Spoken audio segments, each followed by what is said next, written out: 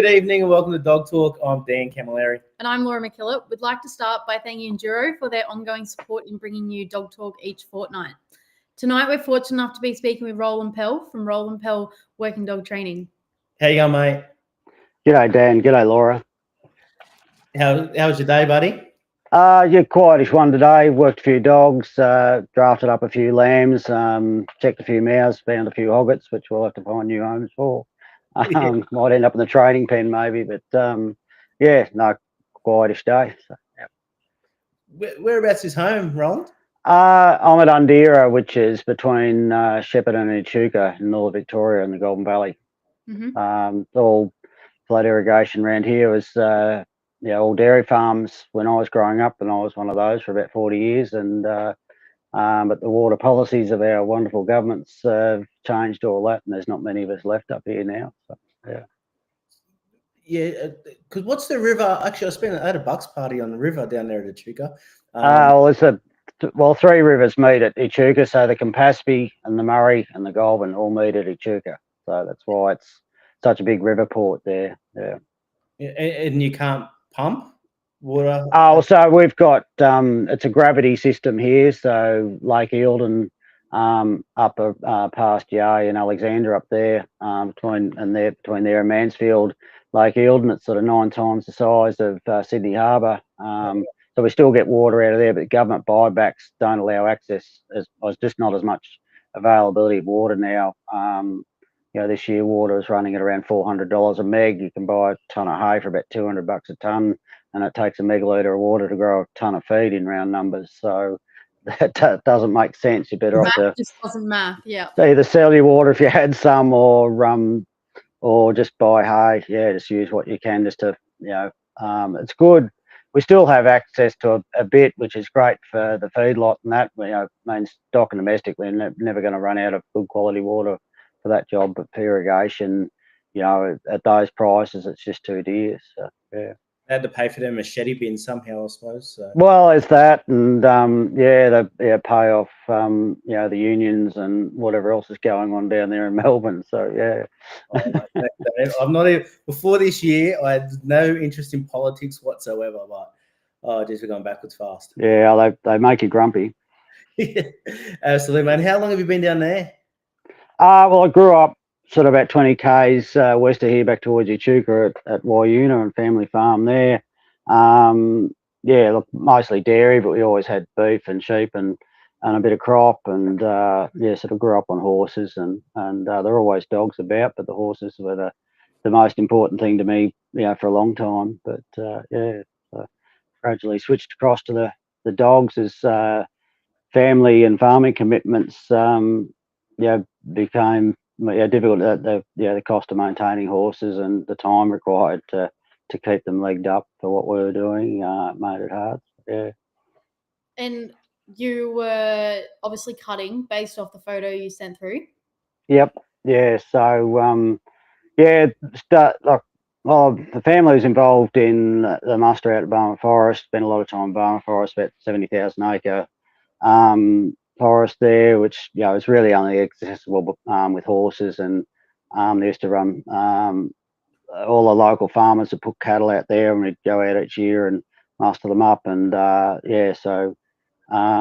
just grew up on horses. And then when I was about 8 or 10, family got into the Western horse side of things, and in those days you had one horse and rode in every event, from the barrel race to the reining to the cutting to the trail class or whatever was on offer. Later on, really fell in love with the cutting horses. Spent time with some trainers like Max McTaggart, when I was a kid. And a lot of the guys that are now world class trainers, went through there. Obviously, they were more talented than me, but learned a lot. And he actually had good dogs too. There's a lot of good horse guys, and particularly those working in livestock do. So it sort of was my pathway into that. And then I went overseas when I was about 20 and worked with some trainers in the States. And then when I met Anne, she's actually Danish. We was lucky enough to ride some horses in Denmark when we were over there too, and do a couple of clinics for them over there and break in a bunch of horses there too. What was it about horses that lured you or drew you in?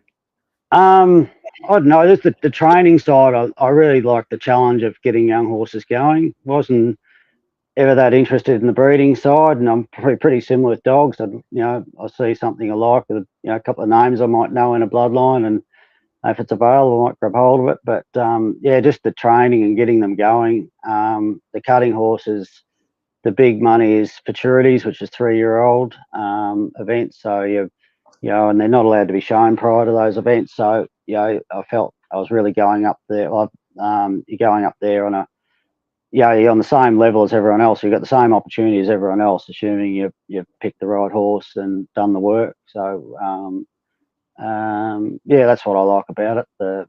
Getting those young horses going, I really loved it. The challenge of trying to figure out what made them tick and how to get them to go better. Mm-hmm.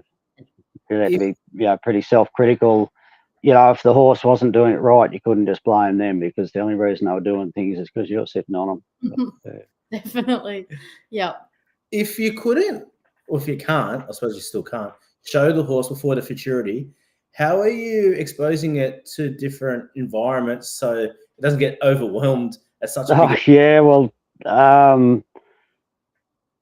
Well, you go around to mates' places and, different other trainers, and, spend a lot of time with them in a float. It might be still showing an older horse at the weekend shows, and you drag them around and tie them up and just hope them play rock music to them and loud noises, and just, they're generally pretty good-minded horses anyway. Like they get a lot of hours, a lot of miles put into their legs, a lot of wet saddle blankets and stuff. So yeah, look, they're generally pretty good. You get them, hooked on the cow, and just keep going through the process over and over, and not doing it till you can do it. It's doing it till you can't fail, sort of thing. So yeah.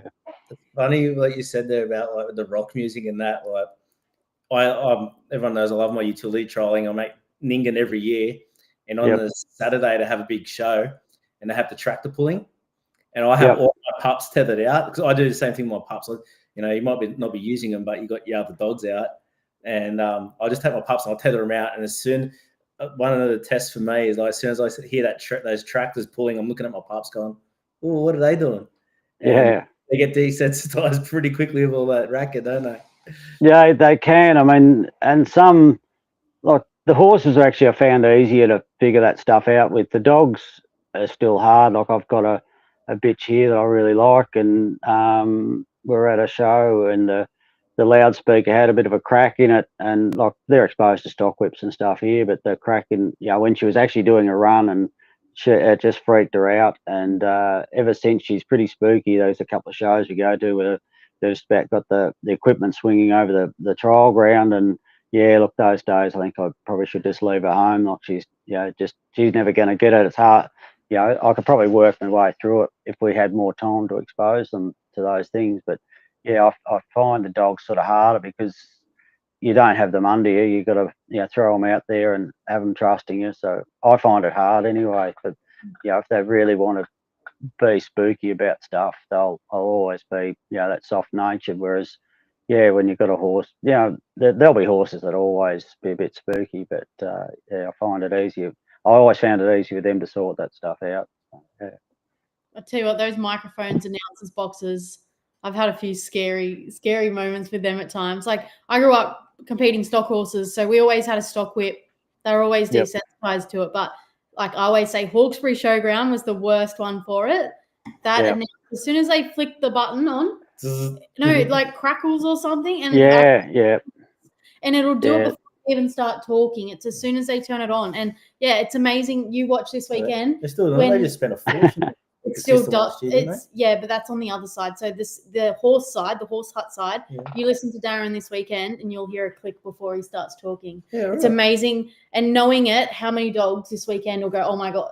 Before they will, and look, there are a number of dogs at it's Denny Show where they the showground equipment is right there, like it's right on the border, but it's not the one next to it. There's one further over, and there's about 400 air rams on it, and it's it sounds like about a 400 horsepower engine driving the compressor, and it's blowing black smoke all over the showground. It looks pretty ridiculous, but it spooks some dogs, and from people who you wouldn't think would have spooky dogs, but you just when you're out on the station or out farming, you just they don't hear those noises, and they're loud, and it'll spook them for sure. So it's just surprising. It is. It really is. And whereas some dogs, they'll have a whip cracking or something on, and with a couple of my dogs, think beauty that might help, and other dogs that probably doesn't. But yeah. So you said you always had dogs around, but where did the progression from mainly horses to mainly dogs happen? So when we first, Anne and I were first share farming together, Michael Store and Mick Store, and was doing deliveries for a local farm store. He was a member, or became a life member of the Victorian Yard Dog Association, but a pretty competitive guy and trained a lot of dogs. He called in, and I was feeding calves, and he said, "Does your dog work, mate?" And I said, "Of course he works." And I puffed out my chest and kicked the dog around the calves and had him bring him in. And he said, "Oh, you'll have to come round and have a go at this yard trialing." And I don't think it was really a question. And so Nick, who's gone now, was a big influence on me when we first started. He got me trialing and taught me, I was still just pointing and sending and stuff. The dogs were just something we used to get the cows in, move stock around or turn back when we're training cutting horses. But I had no lefts or rights or anything on them. They'd stop and they'd go, and they were pretty brave dogs because they had to be for the working cattle all the time and that sort of thing, and bulls and whatever. So, but there was not much feel about them or anything else. But Mick helped me with that, and they'd never backed anything in their life. I was aware of trialling. The Captain Payne trial was held in our district when I was a kid, and so I can remember going there and watching them, do the 400-metre cast and stuff. But we never had the type of dogs that would do that. I didn't think anyway. I was probably true. So it was something I was always interested in, but I never had the time or the motivation to go do it, I guess. But when I discovered yard trialing was a thing, I thought, we can have a crack at that. So we did. So when did those type of dogs start to infiltrate your camp away from what you already had? So that would have been early 90s, 94 or 5 or something. And the dog I had then was he's probably only the second working dog I had. I had got one when I was 16.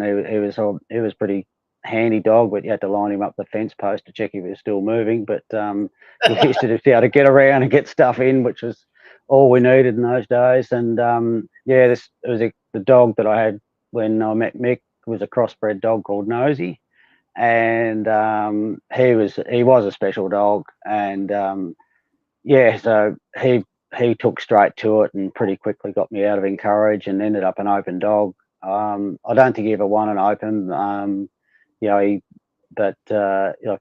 He probably never would back properly, and stuff like that. But he got me into an open final one time. I remember at Elmore, which was a pretty big trial. The year after the Australian was ran there, so it was a pretty big trial in those days. And there were names like Graham Halsell and Richard Puddicombe and stuff like that. And then I was in there. It's a bit like what happened at Kalangadoo earlier this year. All those big names in there, and then mine. So fish out of water, but you have a crack. So how you got Nosy, and then how did you progress from there, mate?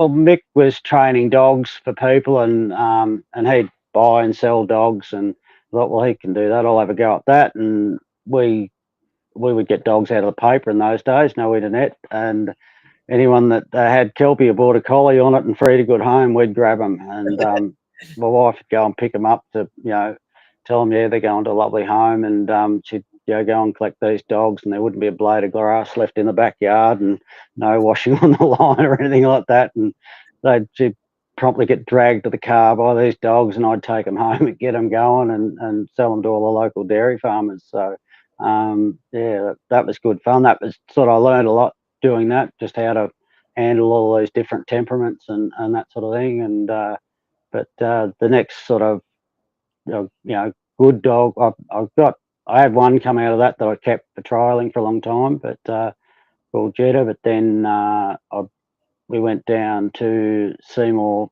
Field Days, alternative farming field days, and Tim Austin was there selling his dogs and driving down with Anne, and he'd pay $800 or $1,000 for a dog, and by the end of the day I owned one. So he dropped one on the ground. He was a special dog. Like, he dropped quite a few pups out various times, but this one was just a standout. And it took Anne all day to talk me into buying him, and we bought him. And look, he was a legend in his own lifetime, which wasn't bad because he was 3-year-old when he died in a farming accident. But he bred on. We've still got his bloodline today, but he was a legend because I could barely control him, and but he just put nothing to ever get away from him, and he just put stock wherever you were looking. He'd put them, and all you had to do was get the gates open fast enough. So who else did we talk to that had a very similar story? They were at a field day, and Thomas put a pup on the ground, and they ended up buying, taking a pup, and they ended up buying one that day. Yeah. Look, in those days, box of beer was the price, and it was the most I'd spent money on a dog to that point, and probably nearly still. But look, he sort of, he was a good dog, and he bred on. We took pups to Casterton and places by him, and nothing didn't work from him ever. But he was a handful. The best part of that, though, I think, is that Anne convinced you to buy him. Oh yeah, it's all Anne's fault. You saying, "Oh, I want to buy this," so it was her saying, "You need." She talked me into buying that. Oh, probably not supposed to talk about stuff we talked about before, but the horse I was telling you about before that broke my pelvis, she talked me into buying that one too, so it's her fault as well. Sometimes it's good, sometimes it's not. Did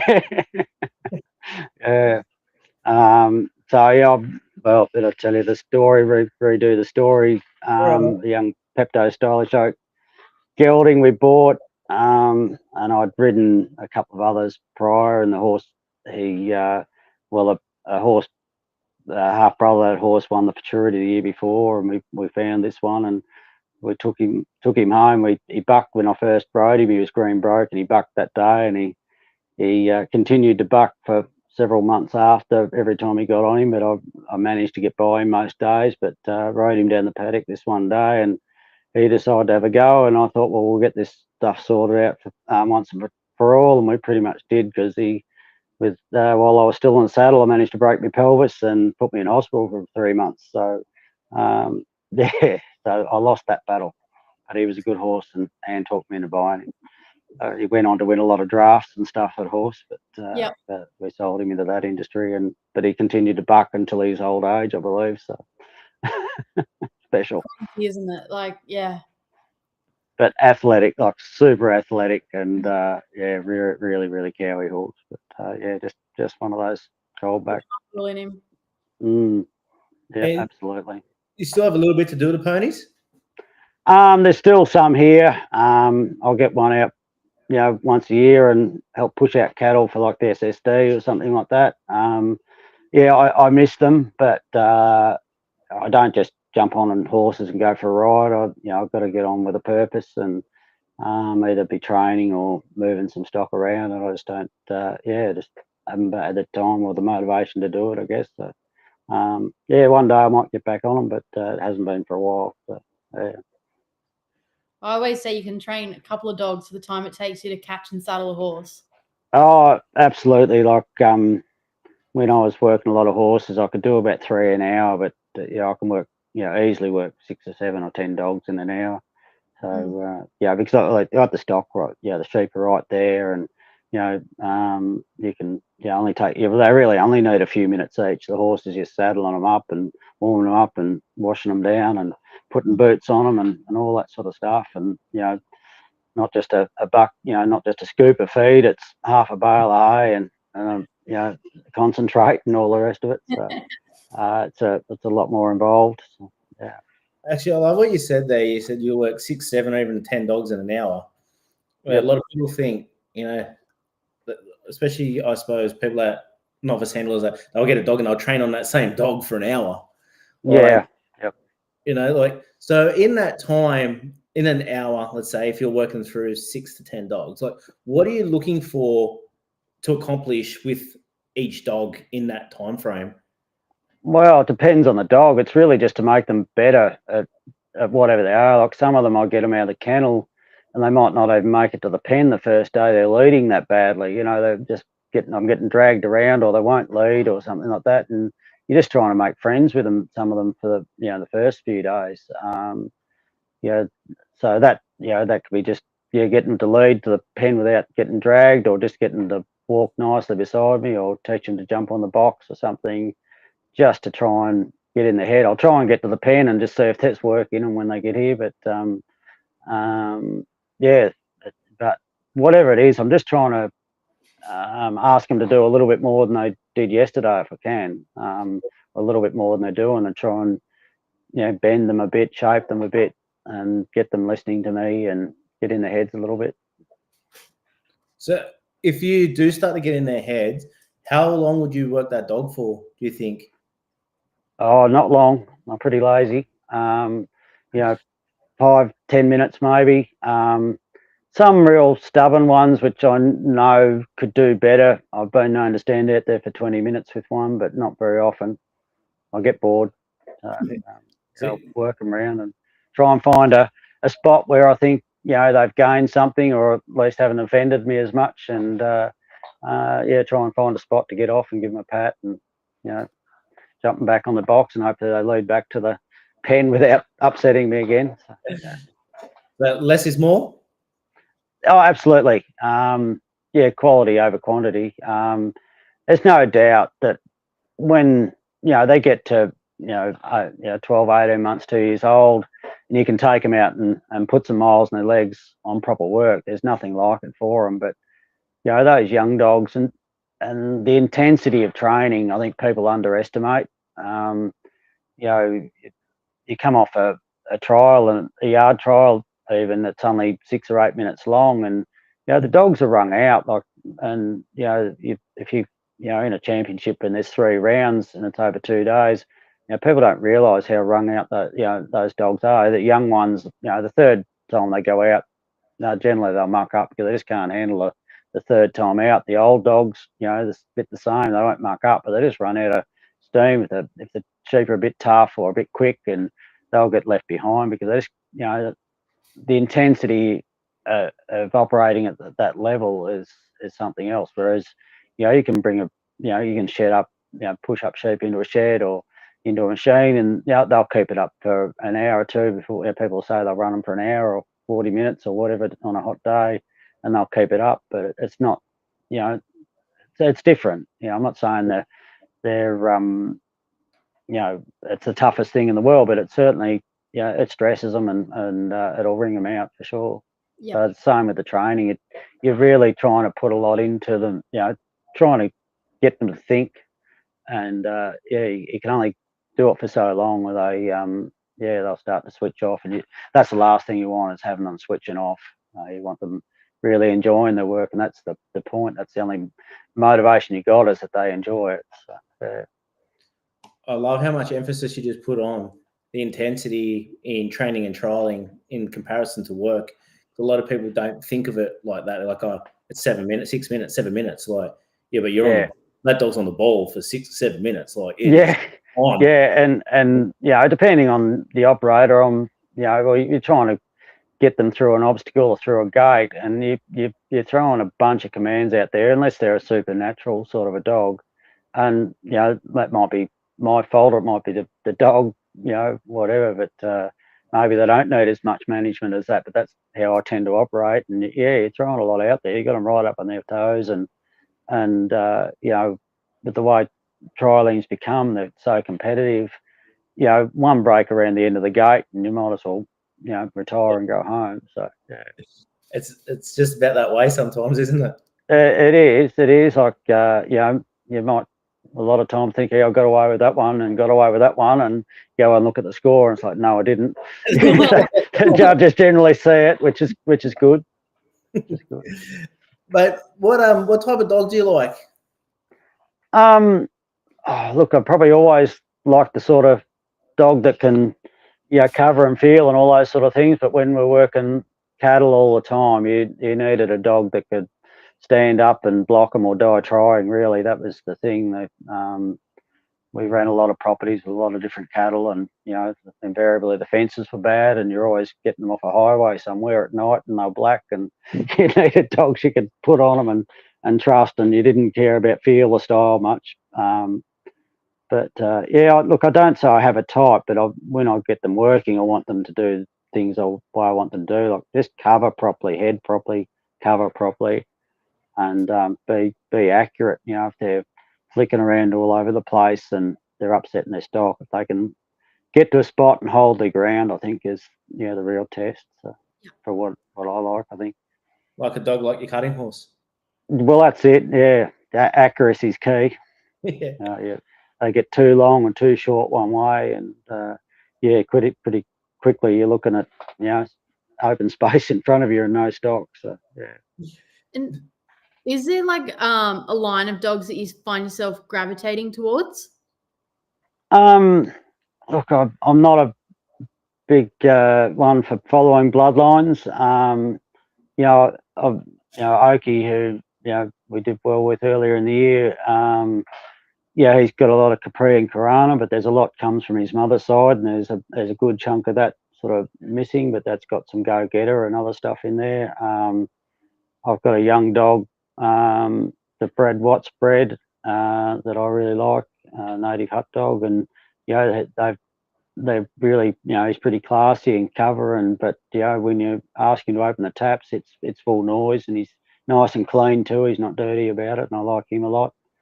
I've got another young dog that Nicola Morris bred, and he's an absolute powerhouse weapon, completely different dog to Oki. Like, Oki's supernatural and stuff. He's barely trained. He does it himself. This other dog, he's got that much work in him.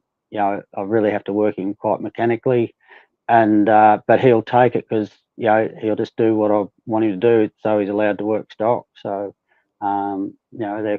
they're completely different dogs, and they'll continue to be completely different dogs. But just find a way to work them. If they can still get to those spots and work their stock when they get there, that's the important thing to me. Yeah. Well, what would a day look like with yourself, with your dogs at work? Well, my dogs don't do much work. We've got the feedlot here, it's about 3,000 head there.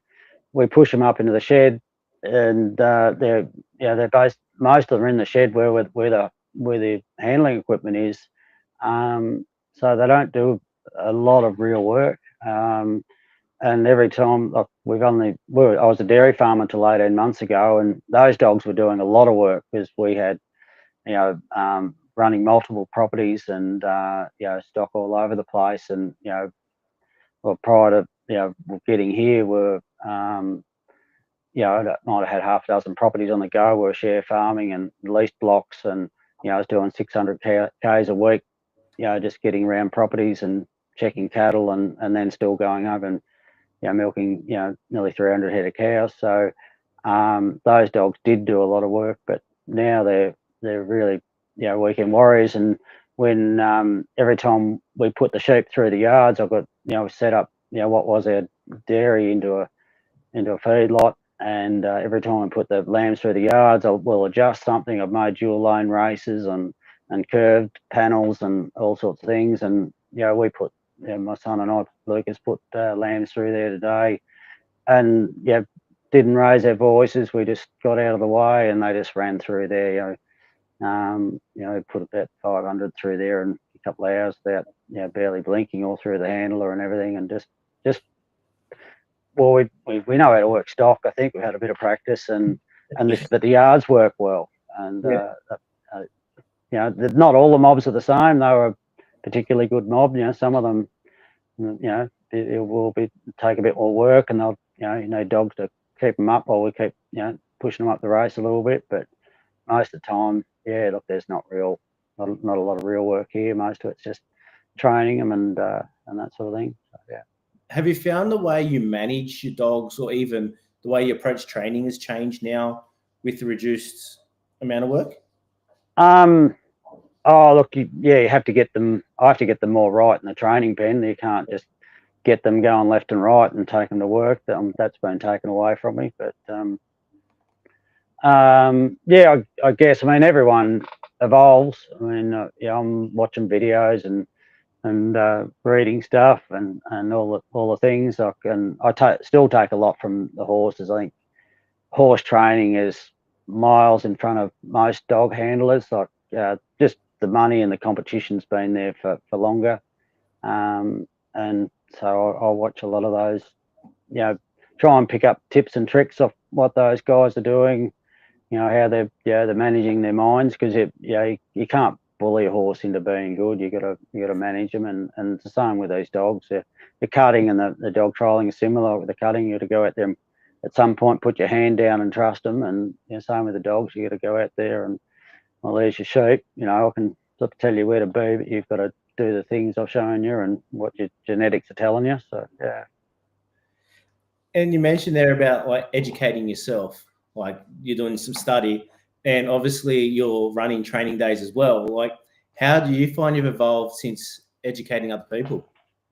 Well, like, we've been doing a lot harder in the last 12 months since we got out of dairying, but I've sort of done training for the association for a long time, and I was doing a lot of training days with horses, prior to that. But yeah, look, like judging and training, you've got to justify what you're saying or justify what you think. You're trying to get somebody to do it, and you can see the blank look on their face, and you've got to try and better explain what you're doing. I find it easy to work with people that have got a horse background, because we're sort of coming from a similar place. But yeah, just really trying to justify what we're doing, and trying to be more and more gentle with them. There's dogs come here and want to just latch onto stuff and all go round and round the wall of the training pen like it's the ball of death or something. But you're trying to figure a way to get in the head without offending the dog or anyone else. So yeah, they're all challenging things. Have you got a specific setup, like training setup at home? Yeah, well, I've got. I knew you'd ask this question, so I went and measured it today. The main one I use, it backs right onto my dog kennels, and there's a couple of stables attached to the side of that, which I can use for holding pens and things. It's about 20 meters by 16 meters, so it's large enough, and I'm able to handle most dogs in there. Some days I wish it was smaller when we get some wild ones, and but the one that you might see the photos of where we run our training days undercover, it's smaller. It's only about 10 meters, I think. It's roundish square. It's not round, not square, but I don't mind a corner or two to push a dog into and stuff like that, or trap them if needs be. But that just works with the setup we've got there. But I like that 90% of my training be done in that 16, 20 meter pen at home, and because it backs right under my dog kennel. If anyone wants to bark, they soon find out I don't like that. And got to be able to do that without offending the dog you're standing with and stuff too, which is sometimes tricky. What kind of dogs would you be seeing at home, like that you're getting in training? Other people? Mostly Kelpies, a few border collies, but they're mostly Kelpies. Farm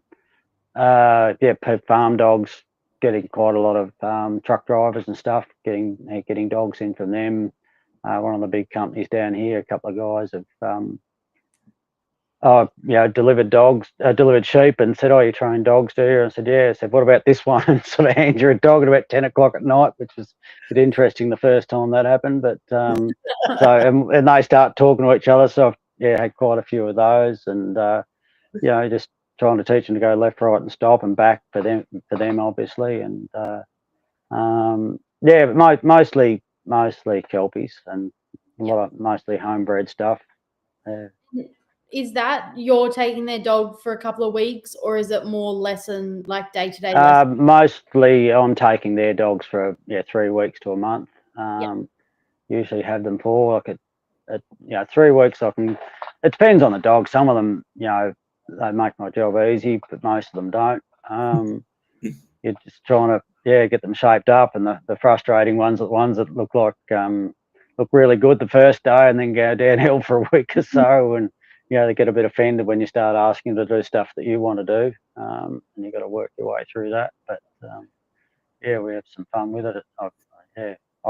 It keeps me like I enjoy doing it. Like some of them, less so than others. But I'll come home and complain to my wife about a particular dog, and then a few days later I'll bring home a video and say, "Here, watch this."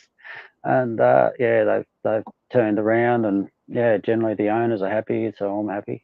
Yeah. Actually, what's your process of once you think you've got enough on the dog to give it back to the owner? I personally think, well, it depends. Look, it's really up to them. Like some of them, I end up spending a couple of hours with when they pick them up. Others, quick left and right and stop and show the things.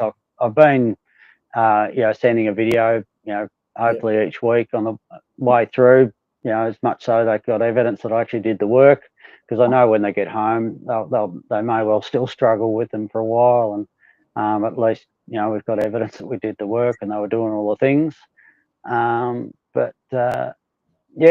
if I'll spend as much time with them as they need. If they keep asking me questions, I'll endeavour to answer them as best I can. If they want to get in there and push them around, and if they've sort of worn their dog out, and I say, well, I'll grab one of mine out and one of the young ones out, or another dog from somewhere, and so push that one around and get them standing in the right spots, and pressing the right buttons to get them to go where we get them to go. So just getting people's position and timing right is really tricky.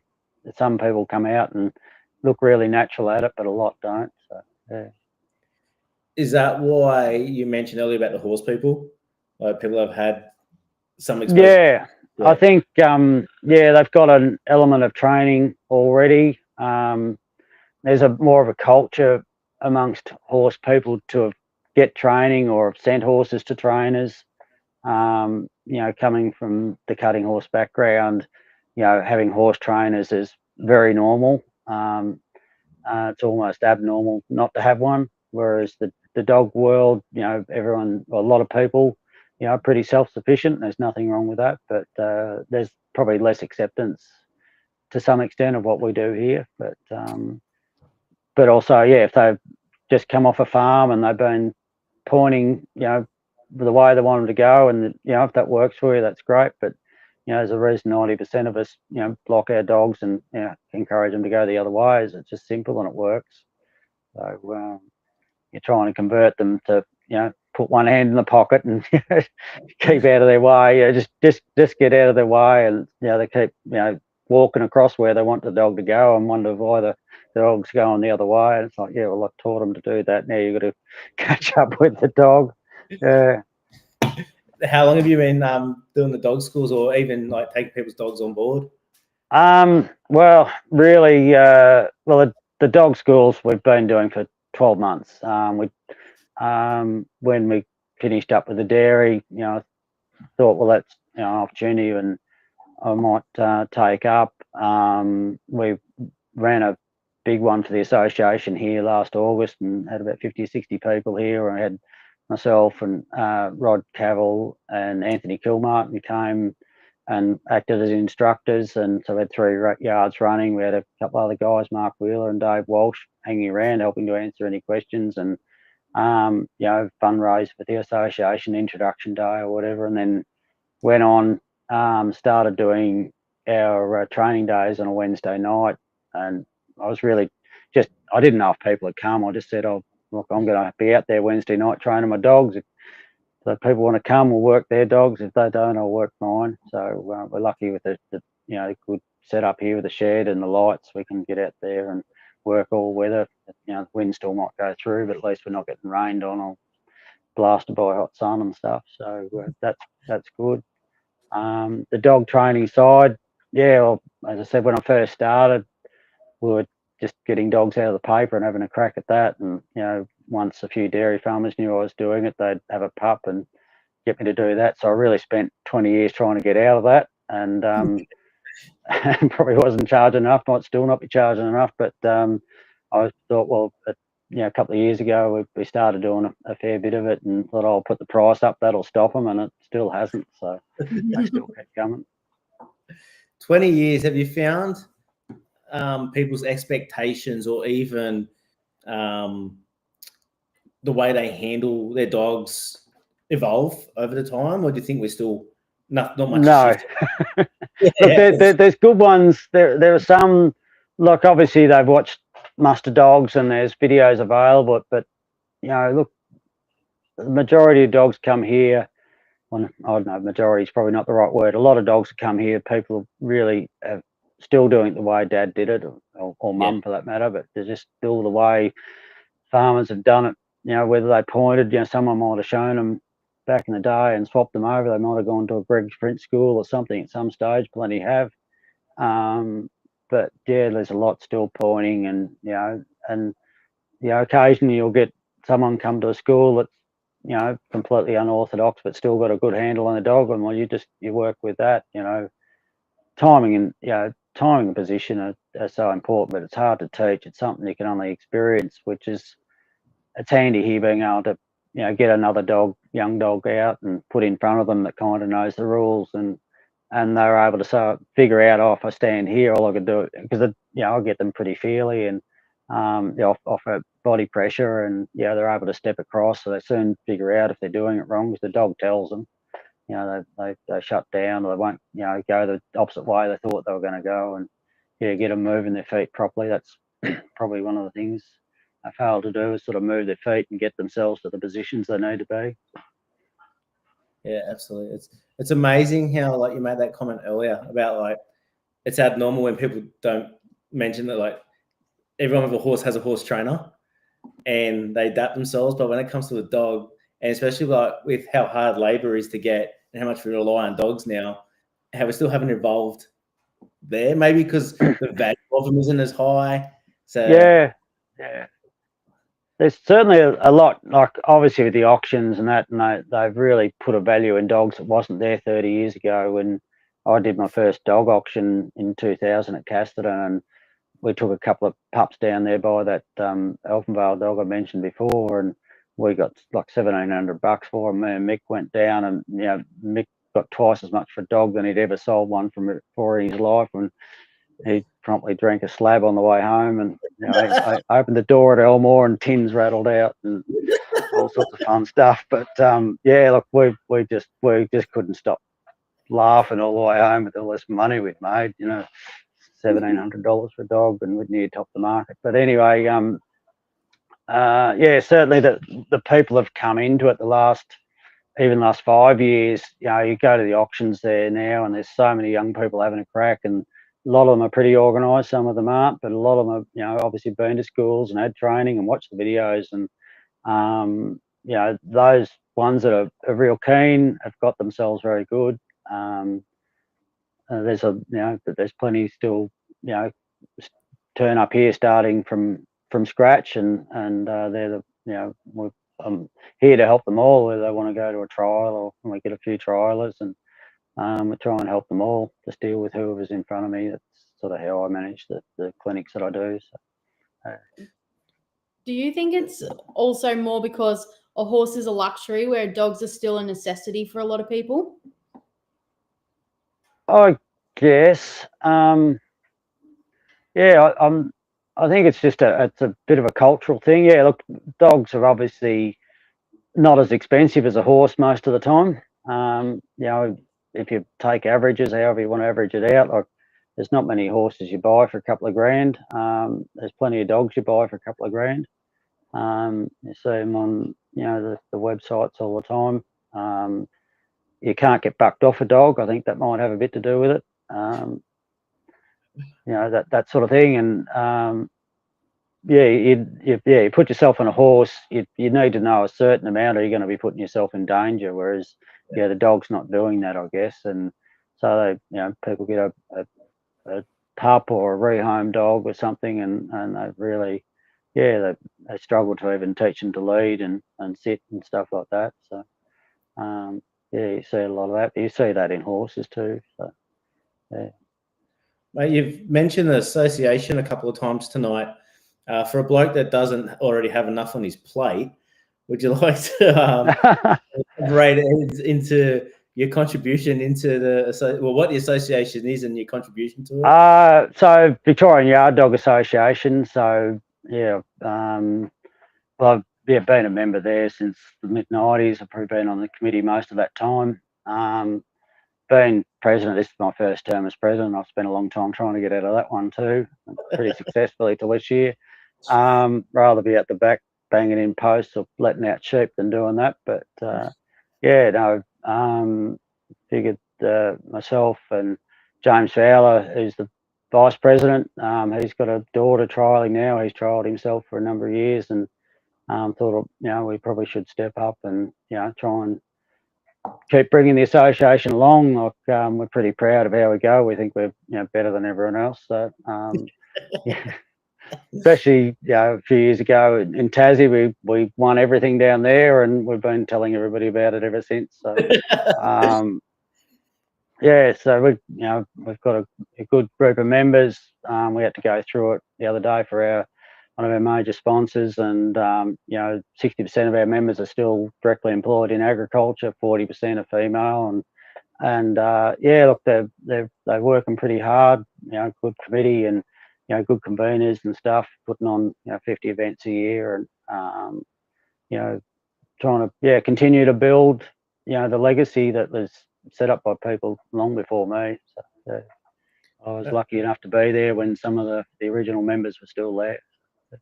How long has the association been going? Since I think it's test me, it's 91 or 89 or something like that. So yeah, oh, wow. 40. Yeah. So when it was first formed, there's still people competing who were at the first meeting.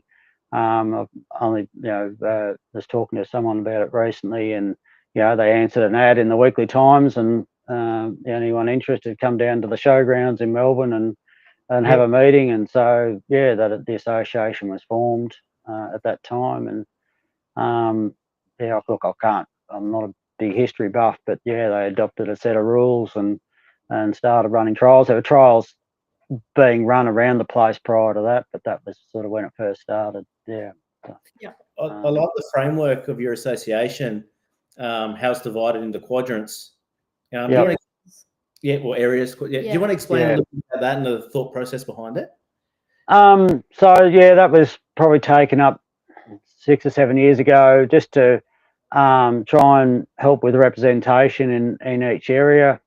Obviously Victoria's not as big as New South Wales or Queensland, but it's still got some big areas with not many people in it and a couple of spots, and just to try and make sure that each set of trials within an area has someone that they can ring as a zone lead to. We call them zones. So we've got Northeast Victoria, Gippsland, Southwest Victoria, Northwest Victoria, and so there's 3 committee members allocated to each area with a zone lead, so that then if there's any issues arise, they can contact their zone lead. That way it spreads the load off president and secretary and that type of thing. So ideas can be formulated, and if there's information to get out, it goes back out through the zone leads to try and manage that. Obviously with product for sponsorship and that type of thing, it's they can the zone, it's allocated a certain amount to each zone according to how many events are run in those areas, and they can then deal with their local people rather than I'm in Northern Victoria. I don't necessarily know everyone in Gippsland, and people think Victoria's a small state, but it can still take me 7 hours to get to some of the trials in Gippsland. So so those guys down there, or women, ladies, guys, generic term, can handle the distribution of product or deal with any issues arising and bring it back to the committee that way if there's something we're dealing with, or you give the executive a call. So just about delegating some responsibility, I guess, and keeping everyone involved, not just the few people at the top that have to deal with everything or take all the glory as people see fit. So. And was there much pushback when that started, or did it really everyone enjoy it and took it on board? Yeah, no, look, I think that was Yeah, that was a pretty easy one. The only contentious issue was, where some of the borders might be. There's a one particular guy, lives right on the border, and we, refer to him as in no man's land, and he sort of deals with a couple of trials each side of that line. But apart from that, no, not at all. It just made sense. We thought at the time. I think it's a great idea. I think it's a fantastic idea, mate. Great. And like you said, you might be able to just, if an issue does arise, it might be able to something that they can sort out in their zone rather than it clogging up into committee, right? If it need to get escalated, well, then hey, it gets escalated as well. So look, we're still, nothing's perfect. We're still trying to make sure that stuff that happens at the committee meetings or at executive level still gets out to the zones and that type of thing. It's hopefully something we can sort of implement. But obviously, every time there's an election, there's changes of members, and not everybody wants to do everything the same way as the last lot did them. So, but hopefully, some of those things we can get some continuity about, and try and. Well, it's really, you got to want to keep everyone involved. Like there's some of us that go to a lot of trials and try and be competitive. There's some that go to 2 or 3 trials a year, but they still need to be catered for. They pay their membership. They deserve a voice, and we do our best to involve them where we can. No, it's a great idea, mate. Any changes or anything going to be implemented, or you'd like to implement? One of the things that we've already sort of got underway, and there's still a few things we're trying to get, little details to sort out around it. How we sort out our state reps. Like one of our state reps, there's always the top 2 from the state championships, but we're trying to have another way as well, so they'll still be the top, the winner of the state championship or the highest placed Victorian at the state championship will be our rep. The other one will be selected from a series of trials in each region, or one major trial in each region, so I'll have a qualifying round in each region. It's one of the bigger trials in each region, so that we can still have a big event, but they've got to be consistent over 3 or 4 trials to be selected. So hopefully it'll help bring the best dogs out, and give us the best chance of having the right dog represent Victoria. And I just want to also use it. We're hoping to start using 2 judges at those trials to try and help bring some more judges through and get some more judges up to championship level by giving them an opportunity to judge at a high level trial. That's a great idea. That's great. I hope it works. While you're mentioning judge, actually, quickly, I should add before then, does that mean that Dean's going to represent Victoria and Brad's going to represent New South Wales? Well, you reckon they might arm wrestle for it, or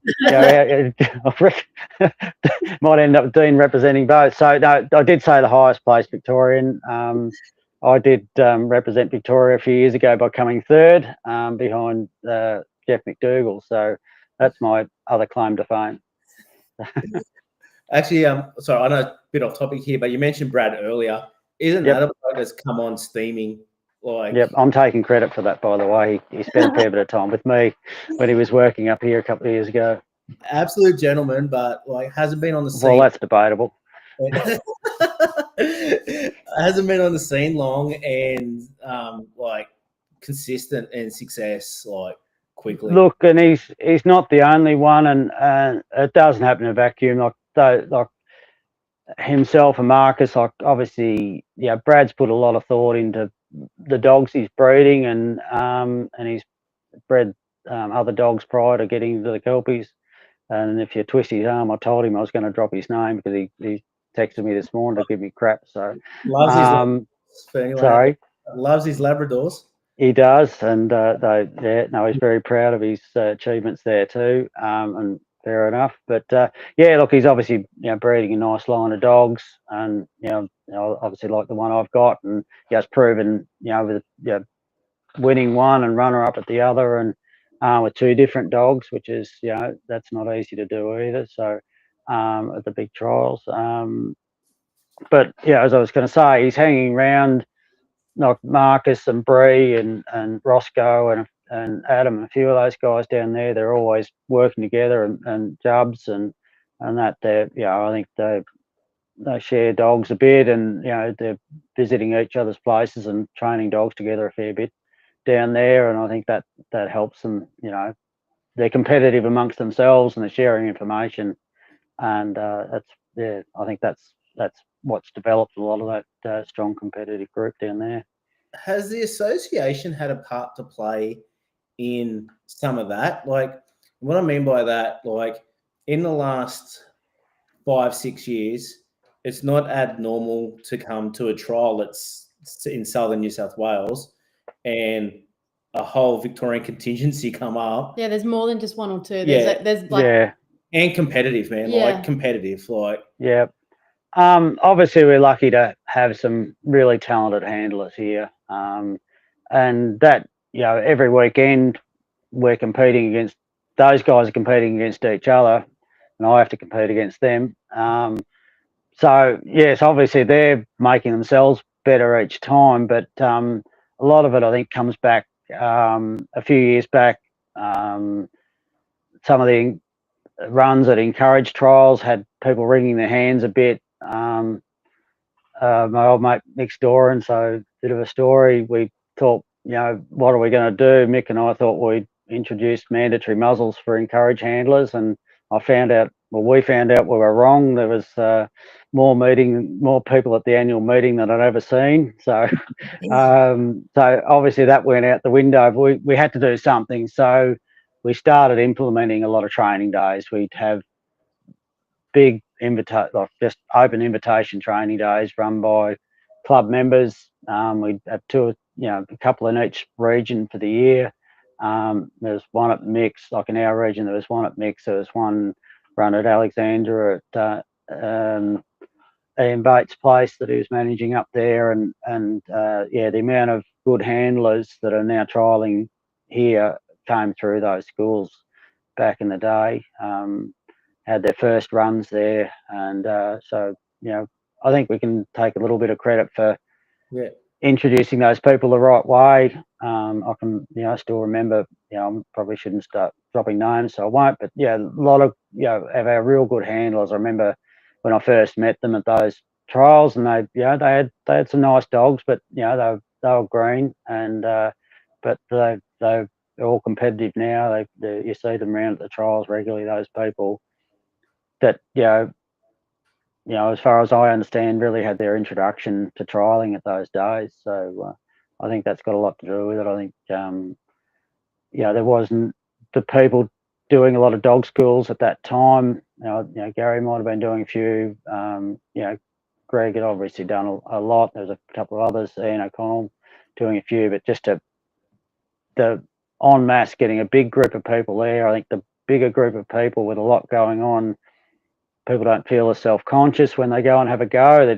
Everyone's sort of making the same mistakes, and I think they saw the availability of the social side of it as well as the dogs, and that everyone was having a laugh, and we could work some dogs and have a bit of fun and get a bit of instruction and not take it too seriously, but still the level of the stockmanship and looking after your dogs and looking after your stock was always a big part of what we did, and which is why we're doing them. After all, we're going back to why we end up having to do those days in the first place was we didn't want to go down the path of having to register every dog that went to a trial, but we wanted to try and lift the standard of what was coming in at the time. So that was the way we went about it. Yeah. Are you still doing those days? Not as much as we should be. The people that were probably involved in doing those days, like some of them have moved on. We probably need to implement more of them. It's what we did here. Like I said, the day we did here last August was one of those, and we had 3 3 trainers here, including myself and Rod Cavell and Anthony Kilmartin. And people just volunteer their time. So some time, someone puts on a venue. The club supplies a few sausages and stuff, and just try and make it a good introduction day. If people want to work dogs, and then come and have a look at what we can help you with. We're all here to help, and that's the thing you get with dog trials. Like wherever you go, there'll be always be someone. If you come off, there'll be someone put their arm around you and say, look, you're having a go, but try this, or to slow it down, or just try and get a good stop on your dog, or try and, where are you from, go and catch up to so and so there in your area, or something like that. So that sort of thing, I think that's a big thing with the dog trials, that everyone's working together on. Yeah, I love that setup that you have there. I reckon it's great, and it'll create more camaraderie within itself, right? And more support network.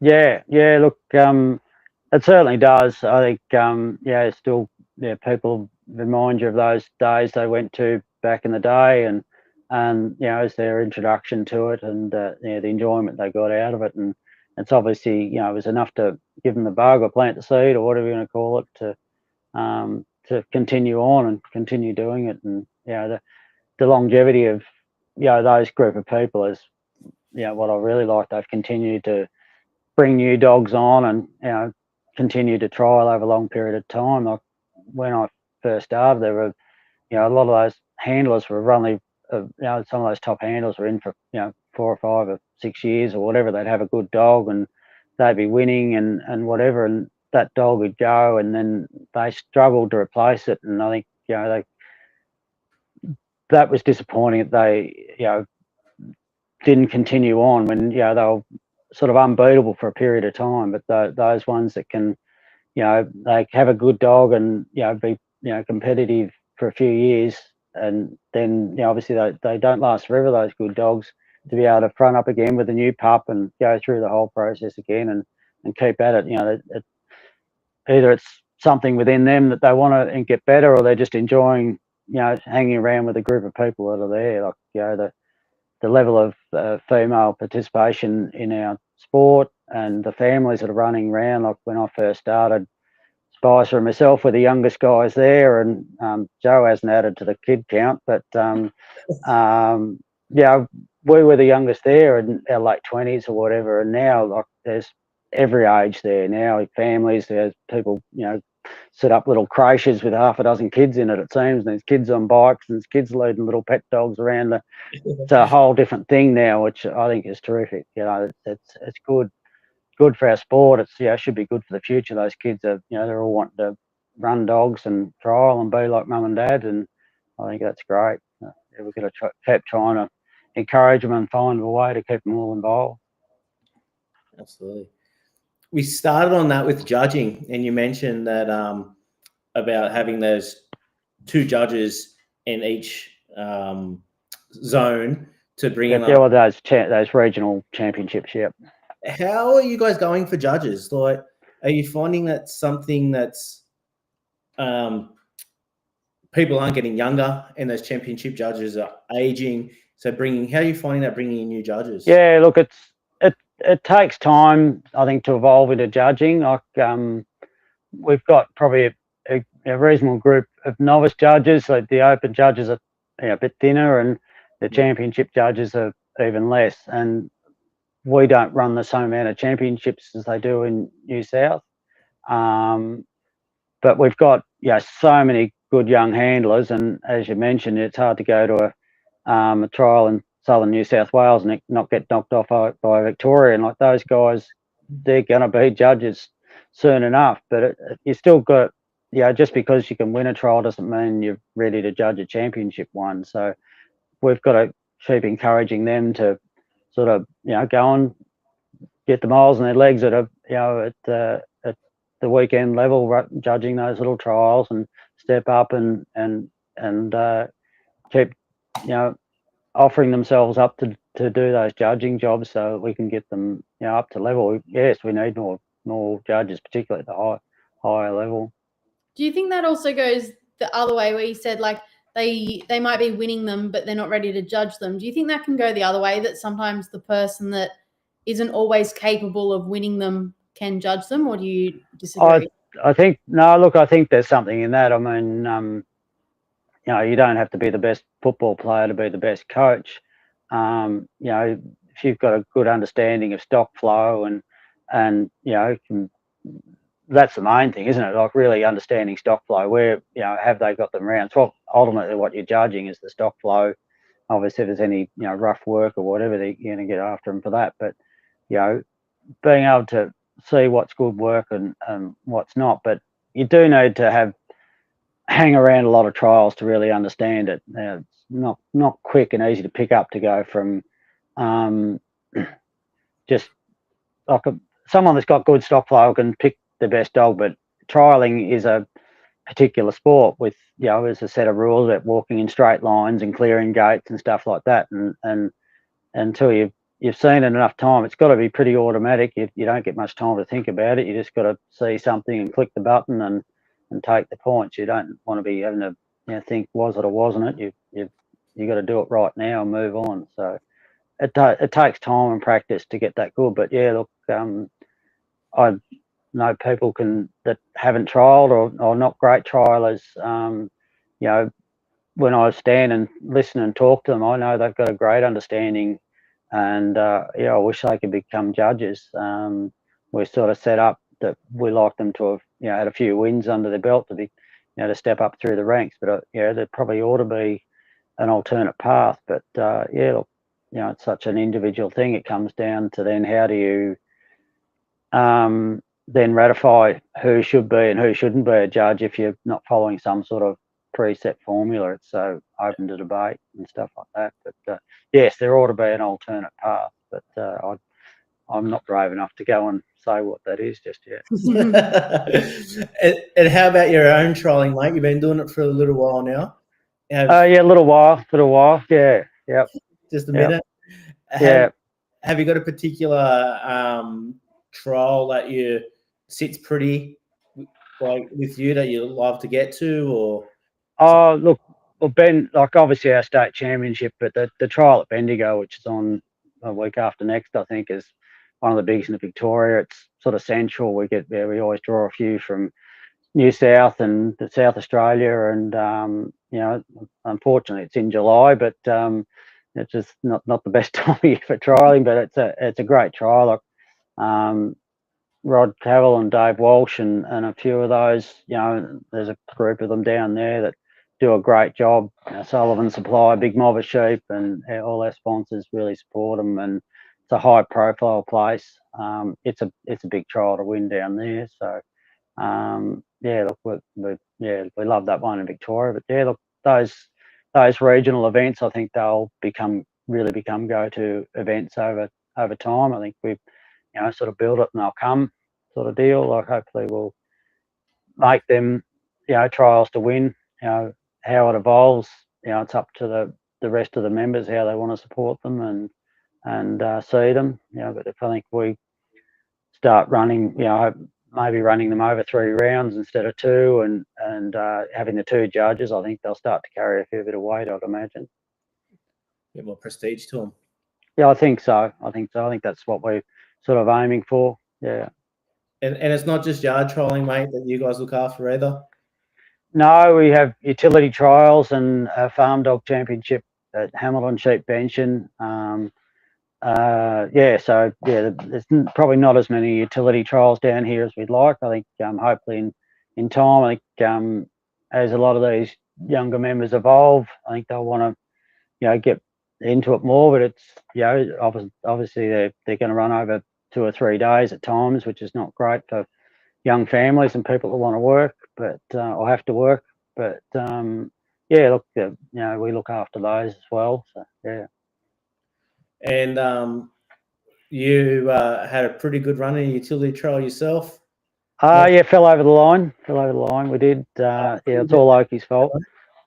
Yeah, went to Kalangadoo and yeah, 5 composite U's and a very narrow race, and that brought just about everyone undone. And but Oki got around it, and in the final we had to put him through 4 times to get it right, and I sort of wondered what everyone else was complaining for, because I got 4 of them through 3 times before we got them all through. But look, that was pretty unbelievable, and to have 4 of the last 5 winners there with us, and but still, and on the Saturday I got to sit up in the stand with Rex Hocking and commentate the novice, and it's something I'll remember for a while. And but having all those people were so gracious, at least they said to my face that they were happy for me to win. So I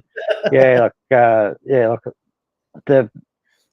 It's only the 3rd time I've ever competed at it. As I was saying before, when I was getting cattle in all the time, I just didn't have time for a lot of finesse or feel or anything else. It's just get in the yard, and look, having Oki has sort of given me the opportunity to have a go at a few of those. He's picked up a couple of utility wins and a couple of 3 sheep wins around the place too. He's just the right dog for the job.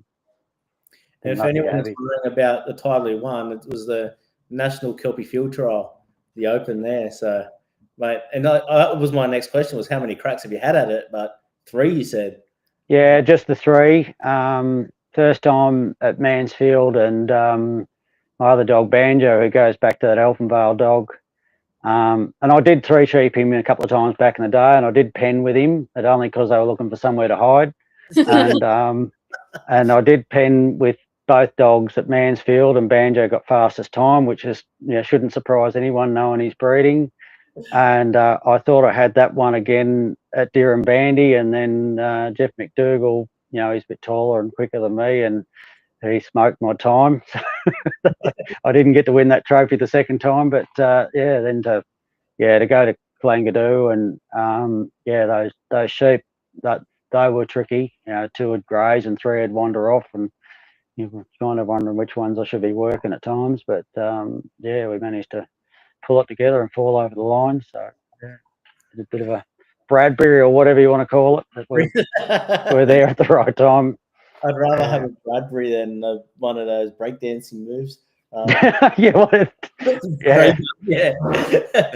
Mate, for someone that has been trialing for a minute, what keeps you at it? Like, it's a big commitment, and even now, bigger commitment being president. But what is it that's kept you on the hook?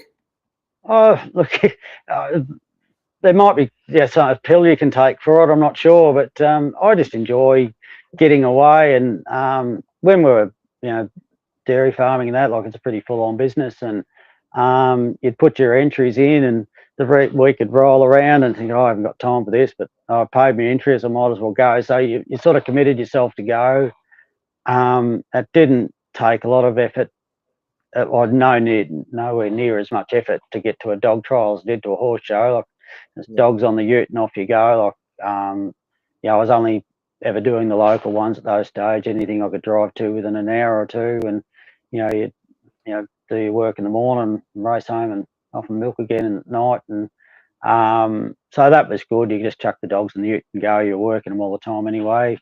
And now I think it's just, I still enjoy training the dogs and being competitive. I've always tried to be competitive. I haven't probably won that much over the years, but if I'm making finals, I'm happy. So I'm in there. I'm at least keeping the young blokes honest. So is there any message you would like to get out to anyone that's thinking about becoming a member of your association, or kind of just hasn't had that confidence to either get out and have a crack, or just to join and come along? Oh, look, just come and have a go. Look, we're not hard to find. The accessibility of working dogs now has never been easier. Like, there's so many people offering training and online stuff, and what you guys do, and look, but just get on our Facebook page or website and find a membership link, or get to a trial and say good day and introduce yourself around. Most of us don't bite, and we've had our shots anyway. We just if it's something you want to have a go at, come and have a go. Like, there's a pathway. Like, you need to sort of have your dog under control. At least had a little bit of practice with someone but there's plenty of people turn up and pay their entries and have a go and figure it out after too, and that's another way of doing it. But ideally, they come along to a training day or two and get a bit of help and someone to, mentor them and along the way is probably the best way, I think. So if they can manage it. I think you mentioned earlier with the stats you put together, was it 40% of your membership are women? Yeah, female. Yep. Female. Like, if there's any young women out there that a bit unsure, I'm sure you can find a mentor in 40% of your membership. Yeah, that's right. I think I saw on a post somewhere the other day that why aren't we seeing women mentioned as trainers or people to go to for the schools? And I think it's there's no reason they can't be. It's just whether they want to put themselves out there to offer the thing. A bit of self-confidence probably goes a long way. And I started putting on schools last year. I didn't know if people would come. I don't know if it matters whether it's me or anyone else. I'm just offering the opportunity for people to come and work dogs, giving them a time and a place, and that's been it's worked well for us. But we've got plenty of good handlers that could offer themselves up to help out with training days or whatever, offer themselves as mentors. Like just go and ask. They're all pretty approachable, and everyone's got an opinion, so they should be able to you ask from you. They should be able to help you out. Mate, I want to just highlight something. Like prior to me contacting you the other day, we hadn't spoken before to come when I contacted you to come on this show. But through our interview tonight, I can clearly see why you're the president of the association, mate. You speak so well. You've got the experience and how humble you've been tonight, mate. Don't sell yourself short of being such a representative of that association. You've done a great job representing them tonight, mate. And I just want to really thank you for being yourself and for giving us that time as well. Oh, no worries at all. Look, thanks to you guys for having me, and like you're patting me on the back for what I did earlier this year. Like you guys have had a big year too. Like you won the 3 sheep at the Golden Collar, which I reckon that's probably a pretty good effort. I've never managed to get up there, but from what I see, it's a pretty big trial. And Laura, with your Young Achiever Award, that's amazing. That's not just against dog trialers, that's against everybody. So yeah, well done on that, you guys. So yeah. Well, thank you, mate. Thank you. But we're not going to let you go that easy. No. Well, I hope she doesn't. Right. So I've been thinking something a bit different. Death row meal. Death row meal. Sorry. Death row meal. What's your death row meal? It could be worse. Death row meal. Death row meal. If you're on death row meal. Oh, right. It could be worse. You could put you can't go past a good palmy, can you? No, that is, yeah. Oh, okay. They're not convinced. Surf and turf's always nice. You get a good surf and turf. They're a bit interesting. But I live too far from the coast. They tell me to eat seafood. So that's the safe meal at a pub, right? You can't go wrong. Yeah, that's right. You start off with that one. If they shouldn't be able to muck that one up. If they do that one good, you might order something else next time. That's actually interesting. Death row meal. That's I must be hungry or something. I don't know. With the last 2 days, we've got the Prime Minister was asked the other day, and the terrible was going on. It could have went anyway. A bit of Kylie Minogue. Yeah, no, I won't be going down that path. Thank you. I'll decline to answer that one. I'll change my position. Roland, thank you very much for your time tonight, mate. We really appreciate it and how open you are in the discussion. Thanks heaps, mate. That's been a great yarn. Thank you. No worries. Good on you guys. And to all our listeners out there, I hope you enjoyed the yarn. And please remember, we learn every day, and the day we stop learning will be a sad one for all of us. Thank you.